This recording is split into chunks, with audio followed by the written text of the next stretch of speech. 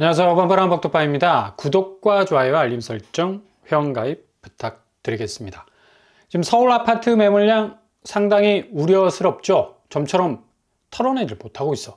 먼지 털듯이 그냥 툭툭 털어낼 수 없는 건 그렇게 쌓이고 있는 물량의 피로도가 너무 높다는 사실입니다. 좀처럼 쌓이는 물량을 제값에 사줄 만한 사람들이 나타나질 않는 데서 비롯이 되는 건데, 지금 현재 한국 부동산 시장은 완전히 탄력을 받은 것처럼 분위기를 잡아가는데, 지금 실제 지표들은 너무나 가야 할 길이 멀다는 것을 고스란히 보여주고 있죠. 오늘 서울 매물량 이번 달 들어서 최대 증가폭을 기록하고 있습니다. 8만 5천 건에 육박을 하고 있는데 전월세 도합 13만 건을 넘어서고 있습니다. 이렇게 계속해서 횡보하고 있던 물량이 6월 들어서면서 다시 치고 나가기 시작을 한 거고, 신기한 건 전세 물량, 그리 부족하다 말하지만 실제로 들여다보면 전세 물량이 그리 딸리는 양상을 보이지 않고 있다는 얘기죠. 이렇게 매물 물량이 넘쳐나는 홍수 상태임에도 불구하고 서울 거래량이 엑셀을 밟고 있다고 하는데, 그렇게 반등장이 형성되는 시기라면 오히려 매물 감추고 등 뒤로 숨겨야 하는 것이 인지상정 아닙니까? 그러나 그때마다 지표는 반대를 가리키고 있다는 얘기죠. 이렇게 매물 증가 원인은 물론 새로운 아파트로 환승을 하기 위한 1주택자들이 급하게 물량을 내놓고 있는 이유도 있고요. 그러나 시장에선 제값 주고 팔 만큼 만만한 상황이 전개가 되지 않고 있어서 발을 동동 구르고 있는 상황인데, 너무 나이스하게 거래가 진행되는 듯한 착각을 불러일으킬 정도로 지금 서울 거래량에 불이 붙었다는 분위기가 확산이 되는데, 이거 정말 미스포인트입니다.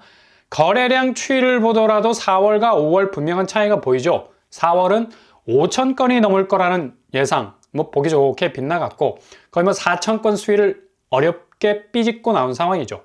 그리고 5월 추이도 3,040건으로 4월 추이보다 치고 나갈 것으로 전망을 했는데, 이거 4월 달에도 이랬어요. 초반에는 아주 잘 나가는 듯 했지만 중후반 들어서 조금은 처지는 모습이 완연해 보였죠.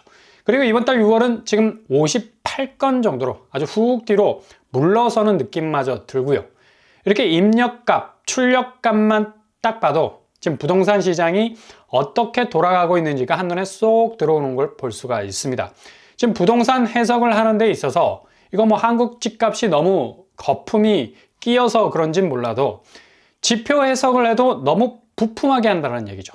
그냥 있는 그대로 읽어주는 리딩을 하면 사람들이 헷갈릴 일이 전혀 없죠. 그냥 그대로의 지표 데이터 참고로 해서 매수, 매도 타이밍 잡을 수가 있는 건데, 이걸 자꾸 우회해서 돌려치고 엎어치고 매치는 무슨 떡방앗간도 아니고 쫀득쫀득하게 지표를 다른 관점에서 해석을 해버리니까 지금 한국 부동산 시장은 이미 봄이 와버린 것 같은 분위기, 쫙 레드카펫 깔고 있는데, 이거 정말 춘추전국 시대를 방불케 하는 혼조세로 가고 있는 중에 있습니다. 당연히 분양시장이 이를 정확하게 반증을 해주고 있는 건데, 서울 일부 지역 빼놓고는 그냥 수도권, 경기권 지방은 완전히 다 싹 죽어가는 분위기 고스란히 연출이 되고 있죠. 최근에 분양한 서대문 센트럴 아이파크는 208세대 모집에 1969명이 지원을 했습니다. 기대만큼 서울 분양이었지만 굉장히 부진한 성적인 듯 보이고요. 이렇게 한 자릿수 경쟁률은 최후의 최종 경쟁률에도 영향을 미치니 이후 계약 부분에서 미결이 생기게 되면 무순위로 흘러나올 가능성이 높다는 얘기죠. 일단 서대문 아이파크는 역세권 환경이 너무 불편한 건 사실이고, 여기 도보로 20분 넘게 걸린다는 건 상당 부분 입지 면에서 핸디캡이 많다라는 걸 그대로 보여주고 있습니다. 이렇게 서울 분양에서도 조금은 뒤로 물러나는 분위기가 나오는 것도 지금 부동산 시장이 호락호락하지 않다라는 걸 말해주고 있죠. 그리고 경기권으로 가보면 신영, 지웰, 평택, 화양이 거의 분양 참사에 이르는 결과 맞이하고 있습니다. 경쟁률만 봐도 거의 0점대 경쟁률을 보이고 있는데, 분양가가 4억 중반 정도. 그래서 평택 쪽은 이렇게 분양 분위기가 많이 뒤로 처지는 느낌 주고 있습니다. 이 정도 분양 성적을 받아든 건 시행사로서는 굉장한 자금 부담이 덮칠 수 있는 결과일 수가 있죠. 그리고 지방 쪽으로 가보시면 경남 김해시 롯데캐슬이 이 분양을 한 곳인데 김해 구산 롯데캐슬 여기도 뭐 분양가가 아주 빵빵하게 나왔죠. 지방인데도 6억이 넘어가요. 웬만한 검단 신도시 신축 분양 아파트보다도 비싼 가격 수위를 가지고 있는 건데 거의 뭐 모든 타입이 0점대 방해율 찍고 있습니다. 이렇게 지금 뭐 김해 부산 쪽도 분양시장이 완전히 엄청난 이 부진의 현장이라는 늪 속에서 허우적거리고 있는데 감당이 불감당이라는 얘기죠. 그것도 최근 일주일 텀 안에서 이런 성적이 나왔다는 것도 지금 부동산 시장이 신축 쪽은 거의 뭐 악성 미분양 메이커가 될 정도로 완전히 뭐 그냥 싹 죽어나가는 분위기 연출되고 있습니다. 울산 쪽 여기도 뭐 분양가가 장난이 아니네. 그래서 뭐 당연히 결과는 0점대 방어율. 이게 방어율이 0점대면 좋은데 분양 방어율이 0점대면 뭐 아주 심각한 수치라는 걸 볼 수가 있죠. 이게 지금 지방 분양은 거의 모든 것이 참사라는 말이 어울릴 정도로 쪼개져 가고 있는 걸 볼 수가 있습니다. 분양 시장이 매매 시장의 선제 지표인 거 당연한 이치 아니겠습니까? 올해 미분양 물량 지수만 쳐다봐도 주택산업연구원에 따르면 미분양 물량 전망 지수가 110까지 치솟고 있습니다. 거의 뭐 10.3포인트 오른 것으로 보이는데 이건 작년 1월 이후로 가장 높은 수위로 올라가는 수치죠. 결론적으로 전국 미분양 숫자도 6만 건에서 7만 건으로 늘어가는 궤적을 가지고 있는데 이걸 어째? 그만큼 지금 초반에 말씀드린 대로 매매 시장은 물량이 폭주를 해서 그 피로도가 하루가 다르게 쌓이고 있고 반대 측면에서 신축 시장은 미분양 물량이 폭주해서 위기감이 쌓이는데 자금, 현금 유동성 흐름에 분명히 뭐 빨간불이 들어올 수밖에 없는 상황이 발생하고 있죠. 이렇게 되면 전체적인 부동산 상황에 렉이 걸려버리는 아주 뭐 파국적인 상황이 올 수 있는 건데 지금 이걸 다 개무시하고 있습니다. 매매 시장 집값 무진장 오르니까 빨리 사라. 전셋값이 떠받들어주고 있으니까 이제부터가 찐의 시작이다. 그동안 잠잠했던 벼락거지라는 말도 다시 등장을 하기 시작을 했고요. 그러니까 거지 되기 싫으면 없는 돈, 있는 돈 다 꺼내 들어서 집을 사라는 분위기, 그냥 일출발광하는 수준인데 일단 분양시장은 이런 작업을 치지 못하죠. 전신에 뭐 다 매매시장을 그러니까 들쑤시고 있는 겁니다. 신축 분양시장은 뭐 결과값이 딱 나오잖아. 입력, 출력이 딱 돼서 숫자로 표시가 되니까 이건 뭐 어떻게 할 수가 없는 거고 그냥 악성 미분양 물량으로 뒤처리를 하는 건데 이게 바로 앞으로 매매 시장의 미래라는 걸 왜 모를까요? 그대로 전이가 됩니다. 확대가 되고요. 분양 시장이 이렇게 거의 열에 9은 그냥 전기톱에 날아가는 고목들처럼 쓰러지고 있는데 어떻게 매매 시장이 버틸 수가 있겠습니까? 절대로 나홀로 서기를 할 수 없다는 얘기죠. 지금 금리 인하설이 뭐 솔솔 계속해서 나오고 있는데 그 방아쇠 역할을 할 것이 바로 유럽 쪽 ECB가 6일에 내일이죠. 금리 인하를 할 것이라는 주장이 유력하게 퍼지고 있습니다. 그동안 뭐 유로화에 대한 어찌 보면 미국 달러 대비 화폐 열등감이랄까 이런 통화 가치의 경쟁 구도에서 빨리 선빵을 날리고 싶은 그런 유럽이 마음이 굴뚝이지만 유럽 경기 지표가 그리 썩 좋은 상황도 아니고 인플레 지표가 뭐 만족할 만한 수준으로 나와주는 것도 아니기 때문에 유럽 중앙은행으로선 큰 소리를 빵빵 뭐 작년부터 쳐대고 있었는데 과연 내일 6일 어떤 결정을 내릴지 유럽의 여파가 한국으로 직접적인 금리 브릿지 역할을 할 수 있을지 근데 이렇게 한다 했다가 그냥 셔터 내린 적이 한두 번이 아니었기 때문에 최종적 결과는 두고 봐야 하겠습니다. 내일 어떤 일이 터질지 설령 뭐 금리 인하에 들어간다 해도 추세적인 금리 인하는 거의 뭐 힘들 겁니다.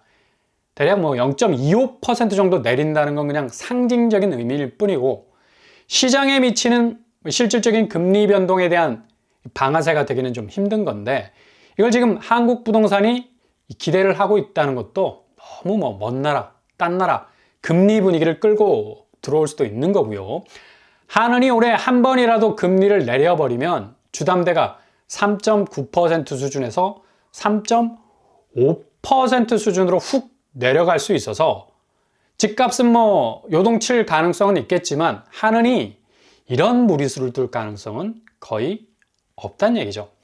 게다가 그렇게 인하를 한다 해도 개인 파산 회생이 뭐 지금 상황에서 급속도로 늘어가고 있기 때문에 금리와 상관없이 개인 실질소득 쪼개지는 상황에선 이 집에 대한 수요가 그리 예전처럼 뭐 산불처럼 뭐 번질 가능성도 없어서 주택시장에선 뭐 그리 큰 호재가 되지 못하죠.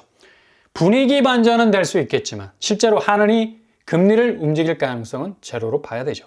단지 6일에 최초로 유럽이 기준금리를 인하 쪽으로 궤적을 가져간다 해서 한국은행이 동조할 수 없는 이유에는 무조건 한국 부동산은 미국 연준의 금융 상황과 맞물려 돌아가기 때문에 스위스 얼마 전에 뭐 금리 내렸다 해서 시장에 어떤 미풍이라도 불었습니까? 전혀 그렇지 못했죠. 스위스가 기준금리 내렸다는 소식을 모르는 사람도 태반일걸? 그러니 한원의 입지는 미국의 금융궤적과 같이 가야 하는 운명 공동체적인 그런 움직임을 보일 수밖에 없기 때문에 유럽의 기준금리 인하는 그리 큰 호재가 되지 못할 듯합니다. 지금 서울부동산 실체가 없습니다. 실체가. 기대감으로 그냥 집값이 다른 판도로 갈 수 있겠구나라는 생각이 번져가는 건데 이게 조금 전에 본 것처럼 매매시장 9만 건에 이르는 매물 증가 그리고 신축시장 미분양이 거의 뭐 90% 이상 이 지역에서 미달이 나와버리는 공급이 없다 하지만 뭐 실제 이렇게 잔존하는 공급은 그냥 떠내려갈 지경으로 많다는 얘기예요. 그러니까 춘추전국 시대 오만상 그냥 이렇게 될 거라는 전망은 많이 쏟아지고 있는데 이걸 받쳐주는 지표는 너무 형편이 없다는 얘기죠. 그러니까 공갈빵에 가까울 정도로 그냥 텅 비어있는 실제 데이터를 축적해서 꽉꽉 밟아서 가는 추이가 아니란 얘기죠.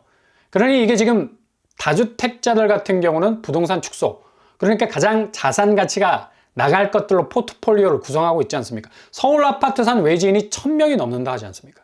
결국 들고 있는 거 다 팔아서 정리해버리고 똘똘한 한 채로 집중하려는 움직임도 이게 부동산 시장에서 기본 돈 있는 사람들이 돈을 뺀다는 현상이에요. 수익률 떨어지는 아파트 더 이상 들고 있을 수 없으니까. 이러니 뭐 집값 자체가 온전히 보존될 리가 없는 거죠. 다시 리사이클링 되면서 하반기 지방에서 무너지기 시작한 가격들이 다시 경기권, 수도권, 서울로 리버스가 될 공산이 아주 크다는 얘기입니다. 물론 뭐 서울이 떨어지는 속도가 가감될 수는 있으나 어찌 보면 이건 뭐 핵심 입지에서 벌어지는 일이니까 노도강이 뭐 다시 상승장으로 간다는 말도 뭐 무색하게 좀 될 거고 지금 혼조세에 빠진 부동산 시장 차분하게 그래서 들여다보실 필요가 있다는 얘기입니다. 그리고 틈새 하나 더. 다음 주에 세종에서 린스트라우스가 다시 무순위로 나온다는 소식이 들어와 있습니다. 지난번에는 한 세대만 나왔었죠. 이번에는 무려 3세대나 나온다고 합니다. 전국 청약이고 분양가는 3억 8천 수준, 자체 시세는 9억에서 10억에 이르고 있죠. 이런 데는 뭐 한번 체크를 해보시고요. 잘 점검도 해보실 수 있길 바랍니다.